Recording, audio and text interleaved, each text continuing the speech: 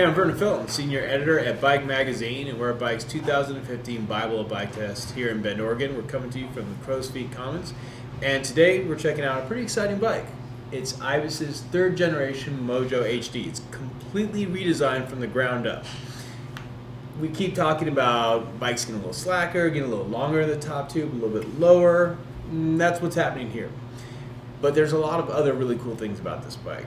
Does this thing live up to the Mojo HD? Because that was a good bike. It was already a really good bike. Does this new version, is it better? Oh, yes. I like this bike's Mojo. I do too. Why? How? What's going on? The first Mojo I rode was HD. We had it in Bellingham, I think. Yeah. Bellingham Bible. And it was actually one of the only bikes I rode there because I was wrenching, not riding.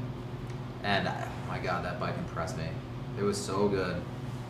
And I think that this bike is better for sure. My favorite thing about the bike 2 years ago, it was my pick of the issue at the Bible in where the heck were we? Fruita. Yeah. And reason being is how playful the bike is. Mm-hmm. I mean, surprisingly for how big of a travel platform it is. 6-inch travel bike. And then this year, you add, an inch and a half to the wheel diameter. I was hesitant. I'm like, is this still going to be the big carbon beautiful BMX bike that I remembered from 2 years ago? And absolutely. I'm excited that they sort of resisted, the trend to give it more travel, and tapered it back a little bit. 150. It was almost like a horsepower war for travel there for a while, especially in the 29er category and other categories. And we just don't need it. We just need to make the travel at 150 and make it a very good 150. Well, it's a DW link bike, right? Yeah, and they've been refining this for years now. And well, the DW stuff, it seems like all Dave Weagle's designs seem a little bit more bottomless than others. In a way. I mean, this has a really linear spring curve, like until the very end where it ramps up a lot, right? So it's got like bottoming resistance, but for most of the travel, it remains pretty linear. So like you can really use that. It's supple throughout the entire stroke, which is nice when going through like really rowdy sections. This is a bike that can handle serious riding. There is something different about this bike. We were testing within the all-mountain enduro category. A lot of the bikes are getting slacker.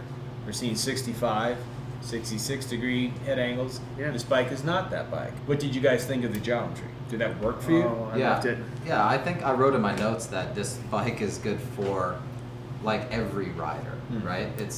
We have kind of in our test form we have a question that says like who's the ideal customer for this bike basically. Right.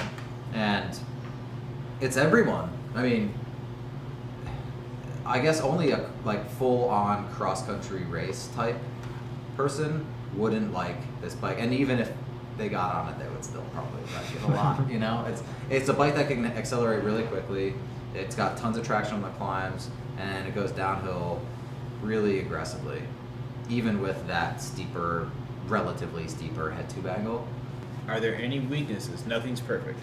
So, anything that's a weakness on the bike? I wouldn't call it a weakness, but I actually have grown over this year to prefer SRAM guide brakes, and I would have liked to see those on that. You can't bag on Shimano brakes. No, because they're awesome. They're reliable as hell. But like, I like the power modulation of the guides more than I do on the XTs. In that build kit, I mean, you can also get this bike as a frame and build it any way you want. Sure. So there's $2,900 for the frame, right? I agree with you 100%. Love the guide brakes. I mean, this is it. If this is our only little niggle, this is it, isn't it? I don't like the brake it was spec'd with. Yeah. Actually, the brake it spec'd with was actually awesome, but there's an awesomer brake it could have been spec'd with. No. It's a good bike, and it's a hard bike to find faults on. If you want to know more about this bike, go to Bike Magazine's Bible of Bike Test. If you want to see more bike test videos, go to bikemag.com.